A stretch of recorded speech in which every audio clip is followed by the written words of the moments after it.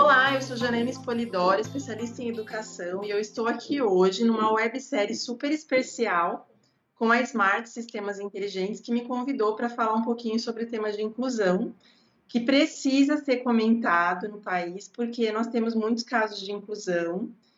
É preciso que a gente identifique esses casos para a gente poder dar um atendimento melhor para as crianças. E daí aqui comigo está o Juliano, que deu a ideia de fazer essa websérie. E eu vou deixar agora ele se apresentar um pouquinho, né? Que também só eu falar não dá certo, né, Juliano? Vamos lá, então. Eu sou o Juliano, sou diretor comercial da Smart Sistemas Inteligentes. A nossa empresa trabalha desenvolvendo soluções para o setor educacional, né? Foi daí, inclusive, que tivemos a oportunidade de conhecer a Janaína. E como ela bem disse, né, esse é um tema bastante apaixonante que a gente tem interesse de aprofundar, de ajudar aí na discussão. E aí foi aonde a gente fez o convite para ela, que gentilmente aceitou aí a fazer essa série de vídeos com a gente, abordando sobre alguns pontos. Vamos começar mais um, então, Janaína? Vamos começar. Então, vamos lá, Janaína. O autismo, ele tem se tornado hoje um tema de discussão bastante recorrente no meio educacional e também no dia a dia, né? Entre jornal, grupos de discussão e por aí vai, né?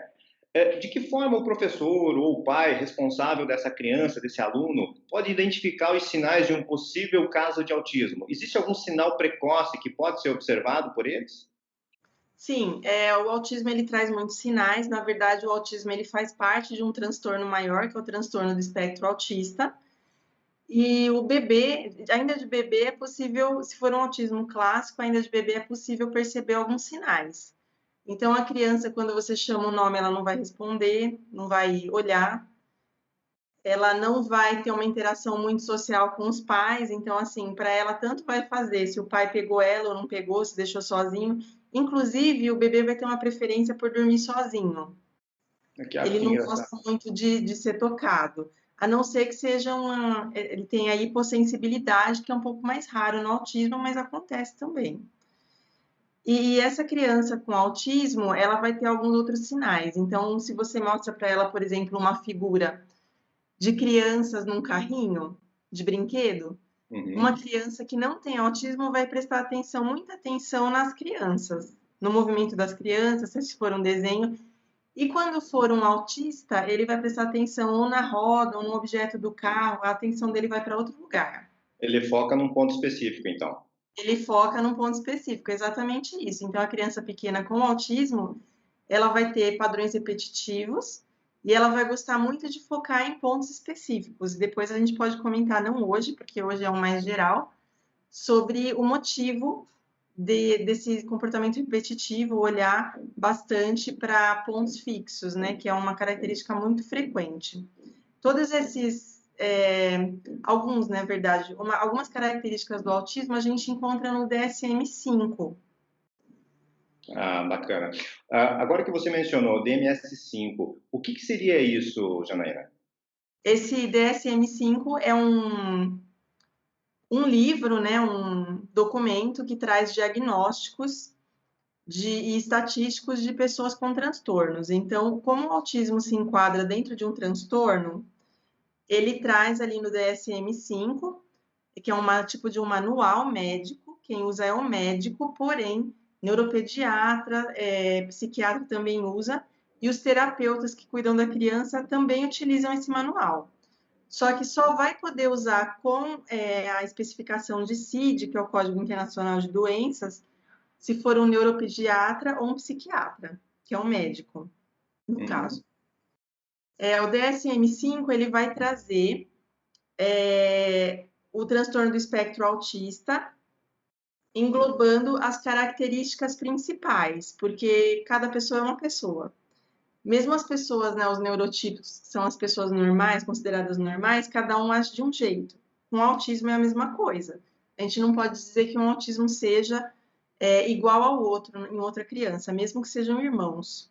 Uhum. Porque tem uma série de fatores que, nesse DSM-5, que vão dizer algumas diferenças e algumas semelhanças. As características, no entanto, elas são as mesmas, que são duas características principais, que é o déficit de comunicação e interação social. Então, precisa ter esses dois numa característica só. E também o padrão de comportamento repetitivo, que é aquele caso da rodinha que a gente falou. Entendi. É uma coisa assim repetitiva ou obsessiva ou restrita. Então, às vezes, se interessar por uma coisa em específico também é um padrão de autismo. Compreendi. Dentro do DMS-5, como você comentou agora, ele considera outras síndromes como pertencente a esse transtorno? Teria como explicar melhor para nós essa questão? Sim, dentro do transtorno do espectro autista no DSM-5, tô falando do 5 porque assim, o 6 ele já está em construção e talvez ele saia daqui uns 2 anos, mas dentro do 5, por enquanto, nós temos 4 síndromes, que é o autismo clássico, que é aquele que a maioria das pessoas pensa quando pensa em autismo, que a criança assim não responde, fica no mundinho dela, faz Uhum. até uns movimentos assim para trás e para frente, né? Ou de lado, assim, parece que ela está em transe. Esse é o autismo clássico. A gente tem a síndrome de Asperger, que a criança se desenvolve até normalmente, até certo ponto, porque daí ela vai ter essa dificuldade social e os padrões repetitivos. Na verdade, mais obsessivos do que repetitivos. Entendi. Até algumas pessoas, elas se destacam muito na área delas por causa desse padrão repetitivo, que elas gostam tanto de determinado assunto que elas se tornam especialistas. Que é o caso da menina sueca, não sei se você ouviu falar. Não, qual? Há uns meses atrás, uma menina sueca, ela foi na frente de um prédio público e ela é obcecada por questões ambientais. Então, como ninguém fazia nada sobre o assunto, ela ia todos os dias na frente Uhum. daquele prédio fazer um protesto sozinha, e daí virou um negócio gigante. E ela foi até Realmente, indicada para um prêmio Nobel. Então, ouvi, é tão ouvi, obsessivo. É, mais por cima tinha ouvido, mas realmente interessante. Tu vê, é um padrão, né? Um padrão de é, comportamento, né? Bem ela, interessante. ela vai buscando mais informações sobre o tema que ela gosta, né? Então, Exatamente. até o ponto dela se tornar mais especialista que um especialista no É, assunto. É é bem o que a interessante. gente, em alguns pontos, né, Jonathan, até desculpa te cortar, né, é o que a gente pega assim, né, às vezes a pessoa gosta de países, né, e aí conhece tudo sobre vários tipos de países, né, com bastante profundidade, ou gosta de bandeiras, ou como você Sim, falou, gosta de edificações, e aí se aprofunda muito sobre aquilo. É uma característica bem peculiar, né, bem peculiar sim. desse tipo de síndrome. E é engraçado porque nesse caso da síndrome de Asperger, que ela tem um pouquinho de diferença das outras três, que são 4 síndromes, né? Ela tem um pouquinho de diferença das outras três. Ela traz assim um específico muito forte. Então, às vezes parece até que a criança ela é superdotada, tem alta capacidade. Mas é só naquilo, nas Uhum. outras áreas não. É bem assim impressionante. E geralmente são em áreas assim, ou de movimento, ou de arte, ou matemática. Alguns Asperger fogem disso, mas a quantidade é menor. Então a Entendi. gente tinha o autismo clássico, né, que é aquele do repetitivo, assim, de você traz para frente, né, que nem Aham. liga pra você, fica olhando o dedo, assim, eles gostam de mexer em partes do corpo, né. Tem o Asperger, que é esse daí parece um pouquinho, né, de superdotado, por causa da capacidade muito alta de conhecer as coisas, né? Ele não tem um atraso na fala, como acontece com o autismo clássico. E tem as outras duas síndromes que são um pouco mais raras, então eu conheço um pouco menos, mas eu sei as características principais, que é a síndrome de Heller, que também é conhecida como transtorno desintegrativo da infância. Então a criança até uns 2 anos ela é normal e a partir de 2 anos ela começa a regredir. Então, ela vai ter assim uma regressão muito evidente, ela vai parar de fazer as coisas que ela fazia, vai parar de se comunicar, vai parar de pedir coisas, para ela tá tudo bem ficar ali. E com o tempo é tão forte que para até assim, inclusive, de funcionar, o intestino não funciona mais direito. É muito assim, é uma regressão muito forte. E a outra síndrome que também é regressiva é a síndrome de Rett. A criança até 1 ano e meio, ela é normal, e a partir de então ela começa a regredir um pouco mais lentamente do que a síndrome de Heller, que é a desintegrativa. Essa síndrome de Rett ela é interessante porque ela não é hereditária, enquanto as outras três elas têm, né, um quesinho de hereditário, Entendi. e ela dá mais em meninas. geralmente, se o menino tem uma mutação genética de síndrome de Rett, ele já nasce morto. Nossa. Então acontece em meninos, porque é uma mutação genética, né? Durante o desenvolvimento da criança, só que o menino ele não aguenta, ele nasce morto. Entendi. E daí as meninas é que geralmente vivem, né, com a síndrome. É assim, como ela é um pouco mais rara, a informação é menor, então eu não saberia te falar assim muitas informações sobre ela, mas basicamente é isso. Então eu já vi fotos, às vezes, da escoliose severa, o corpo também começa a se deformar de algumas formas na síndrome de Rett, que não acontece tanto nas outras três, né, assim. Mas as 4 síndromes, elas fazem parte do transtorno do espectro autista, e as 4 têm as características de déficit de comunicação e interação social, e mais os padrões de comportamento repetitivo. Compreendi. Dentro dessas 4 síndromes que você pontuou, existem níveis, né, Janaína, que são atribuídos, né, Sim, de severidade, né? sim. Como que funciona e como que é feita essa avaliação hoje? Os níveis, eles funcionam de acordo com um código internacional chamado CIF, que é Código Internacional de Funcionalidade. Esse CIF, dentro da funcionalidade de vários transtornos e síndromes, ele funciona em muitos graus, assim, 8, 9. No autismo, a gente costuma considerar 3 básicos, que é o leve, o moderado e o grave. Então, mesmo o autismo clássico, ele tem os graus, só que o leve, eu acho que nem tem caso, né? Porque ele teria uma leve comunicação. Então, ele Entendi. seria o moderado e o grave. O Asperger, ele já traz também o leve, o moderado e o grave, só que com outras características que são diferentes do autismo, embora eles sejam do mesmo espectro. Espectro porque ele abrange, né, Uhum. mais de uma síndrome, no caso. E daí essas funcionalidades, elas são investigadas pelos profissionais que vão cuidar da criança. Então, alguns profissionais, que nem o autismo clássico, vai ter um tratamento de fono, por exemplo, que nem sempre o Asperger tem, e daí a fono vai ver a funcionalidade dentro da área dela. Daí o terapeuta ocupacional, que vai tratar um pouco mais da questão social, por exemplo, ele vai tratar da funcionalidade daquela criança com autismo ou com Asperger ou com as 2 outras síndromes dentro da área dela. Então, cada área vai atingir de uma forma diferente a criança. Mas sempre vendo até que ponto, então essa funcionalidade, esse nível, até qual ponto ela é funcional numa vida em sociedade. Então, é Ah, trabalhar isso, como que ela avança nessa funcionalidade. Então, por exemplo, por exemplo, o Asperger, ele usa muito sentido literal, então ele tem muita dificuldade em perceber piada. Então, como que ele vai perceber? Alguém vai contar para ele que aquilo é uma piada e explicar o porquê. É isso que o entendi. terapeuta vai falar. Então, porque eu estava em tal lugar e todo mundo deu risada, mas eu não entendi. Mas qual foi a piada? Daí ele conta, porque a memória é muito boa, né? Uhum. Aí o terapeuta vai explicar, não, é engraçado por causa disso, disso e disso. Daí ele vai entender. Não quer dizer que ele ache engraçado, mas ele vai, assim, Vai entender a lógica. ele vai se enturmar, digamos assim. Então, você aumenta a funcionalidade dele. Então, por exemplo, está chovendo canivete. Mas como assim chovendo canivete? Não tem sentido, né? Porque não chove canivete, ele vai pensar. Mas aí quando você explica que é uma chuva torrencial, né, que chove muito, ele começa a entender melhor. E daí ele vai agregando esse vocabulário ao vocabulário dele. São coisas muito literais, assim, ele é muito literal. E daí você aumenta a funcionalidade. Só um exemplo, né? Cada uma delas tem o seu quadro, né, para estudar. Claro, claro. Deixa eu te perguntar, no caso assim de um diagnóstico precoce percebido pelo pai ou até mesmo pelo educador, que tipo de especialista deve ser buscado? Existe algum especialista médico que atende exatamente esse tipo de transtorno que deve ser Sim. procurado?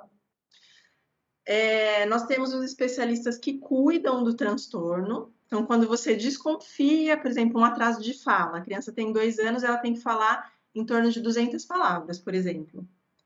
Que outra pessoa que não seja da família entenda, né? Porque que a família entende não vale, porque daí a família acostuma.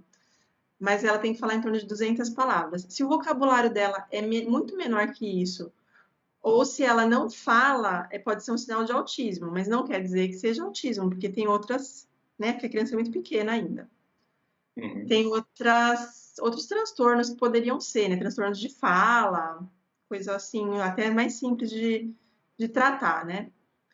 Mas ela pode procurar um psicopedagogo se ela tiver dúvida, que não vai diagnosticar, mas ele pode indicar o profissional que seja mais adequado, mas o diagnóstico mesmo ele vai vir ou de um neuropediatra ou de um psiquiatra infantil. Se a pessoa for adulta e desconfiar que tem autismo, ele vai procurar um psiquiatra. Daí não vai ter a segunda especialidade, né? Porque precisa ser diagnosticado por esses médicos, né? Que é o psiquiatra infantil e o neuropediatra. Porque são eles que são habilitados, têm licença para falar o CID da criança, que, se eu não me engano, é F84, uma coisa assim. Eu Entendi. tenho certeza que é F84, que é a funcionalidade, né? Que ele tem Uhum. uma limitação social e padrão de comportamento. Mas aí ele vai atribuir que o CID da criança é tal, e daí, a partir deste diagnóstico, ele vai indicar. Você vai procurar um fono, você vai procurar um terapeuta educacional, um neuropsicopedagogo, vai depender um pouquinho do quadro, digamos assim. Entendi. Lógico que ele vai ser tratado também por esse médico, mas ele vai ter outros profissionais que vão cuidar dele, que são vários recursos diferentes que ele vai precisar para se enquadrar socialmente. Entendi. Na verdade, não dá para se pensar como um especialista único, né? Ele vai ter que ter, na verdade, Não, ali um time de pessoas com sim, várias especialidades para poder ajudar essa criança, né? sim, de novo, dependendo do quadro, porque cada criança é diferente da outra, e isso também vale para as crianças de inclusão. Então, Entendi. não adianta eu falar, eu tenho um autista na sala, o que eu faço com ele? Porque eu não sei nem a idade dele, nem o que ele já sabe, nem qual é o nível dele, qual é a funcionalidade dele numa sala de aula, eu não sei nada disso, só de falar que é autista. Claro, Eu não sei claro. o que ele já sabe e o que ele precisa alcançar, porque às vezes ele é autista, mas já foi trabalhada cores e números até 10.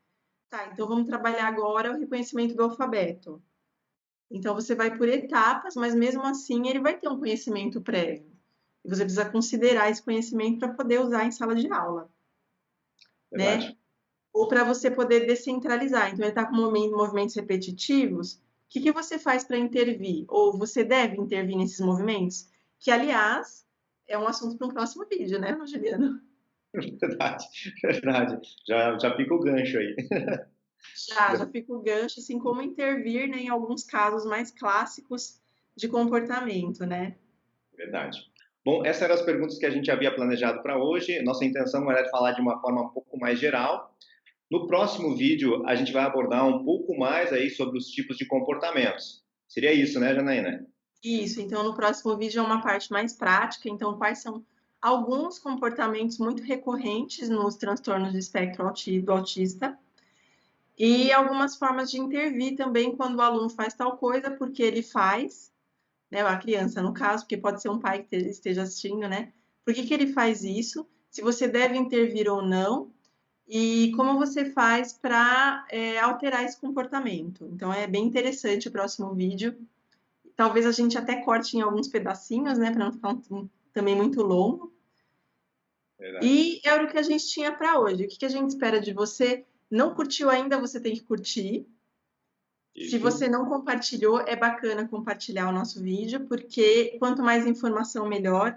A gente fez uma pesquisa recente e está sendo diagnosticado com uma frequência de 1 em cada 59 casos, agora o autismo. Isso devido à informação que as pessoas têm e alguns outros fatores, que assim não cabe nesse vídeo, mas é uma coisa assim, muito frequente, 1 em cada 59 indivíduos. Então, quanto mais você souber, mais fácil fica lidar. Então, a gente agradece de coração se você puder compartilhar, falar em HTPC, mostrar o nosso vídeo, fazer reunião de formação, mostrar em outros lugares, colocar em grupo de WhatsApp, o que você puder fazer por nós para ajudar na causa, porque não depende só de nós, depende de todos passar essa informação para frente. Seria isso aí, gente. Até a próxima. Até a próxima!